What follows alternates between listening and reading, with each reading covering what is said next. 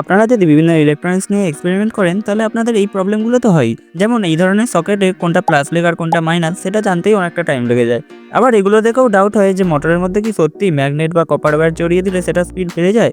আর কিছু কোয়েশ্চেন যেগুলো হঠাৎ মাথায় আসে, যেমন আমাদের বাড়ির সকেটগুলোতে 2-3টেই তার থাকে, ফেজ, নিউট্রাল আর আর্থিং, কিন্তু ইলেকট্রিক্যাল পোস্টগুলোতে অত তার থাকে কেন তাহলে?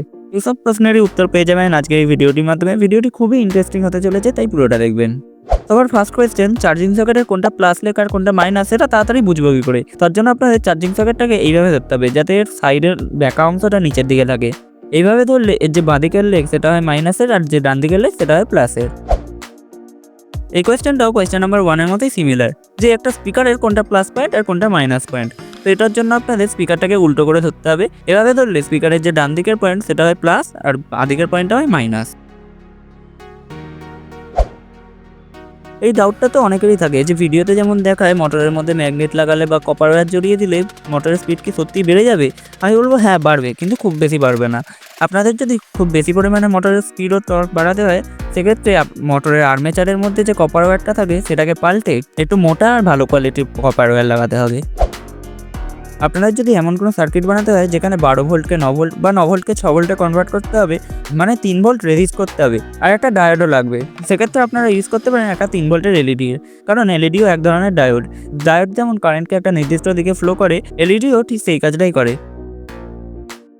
এলইডির প্লাস লেগ দিয়ে যেমন মাইনাস লেগের দিকে শুধু প্লাস কারেন্ট যেতে পারে, মাইনাস লেগ দিয়েও তেমন প্লাস লেগের দিকে শুধুমাত্র মাইনাস কারেন্টই যেতে পারে।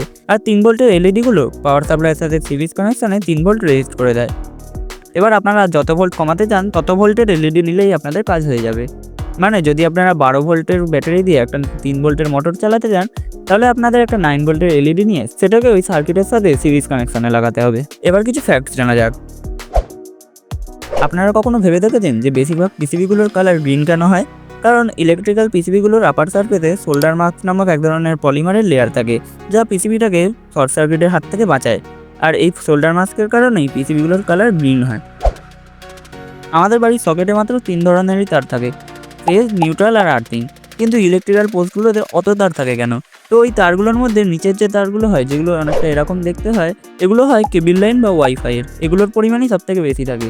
এর ওপরে যে 3টে তার থাকে সেগুলো থাকার দুটো কারণ হতে পারে। এক, যে ওই 3টে তারের মধ্যে 2টো তার হয় ফেজ আর নিউট্রালের, আর একটা তার হয় ফেজে যেটা বাড়ির কানেকশানে যায় না, যেটা স্ট্রিট লাইট বা অন্যান্য কাজে ব্যবহৃত হয়। আর একটা কানেকশানে ওই 3টে তারের 3টেই হয় ফেজের, অর্থাৎ রেড, ইয়েলো, ব্লু ফেজের। এটা তো সবাই জানে যে হিটার বা আয়রনে হিটিং এলিমেন্ট হিসেবে নাইক্রোম তার ইউজ করা হয়, কিন্তু আপনারা কি জানেন যে এই নাইক্রোম তার কী দিয়ে তৈরি হয়? তো এটা তৈরি করা হয় লোহা, নিকেল আর ক্রোমিয়াম এই 3টে ধাতু মিশিয়ে। এইভাবেই ফিউজ তার আর বাল্বের ফিলামেন্টও তৈরি হয় বিভিন্ন ধাতু মিশিয়ে।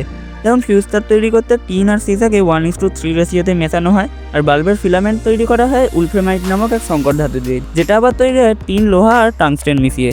এগুলো তো আপনারা জেনে গেলেন, কিন্তু আপনারা কি জানেন একটা ফর্মুলা আছে যেটার সাহায্যে আপনারা খুব সহজেই আপনাদের বাড়ির কারেন্টের বিল কত আসতে চলেছে সেটা ক্যালকুলেট করে নিতে পারবেন। আর কেনই বা গাড়ির হেডলাইটের সামনের কাঁচটার থেকে পেছনের লেয়ারটা বেশি ইম্পর্টেন্ট, এগুলো জানতে হলে আপনারা এই ভিডিওটা চেক আউট করতে পারেন। তাহলে আজকের মতো টাটা, দেখা হচ্ছে আপনাদের সঙ্গে ওই ভিডিওতে।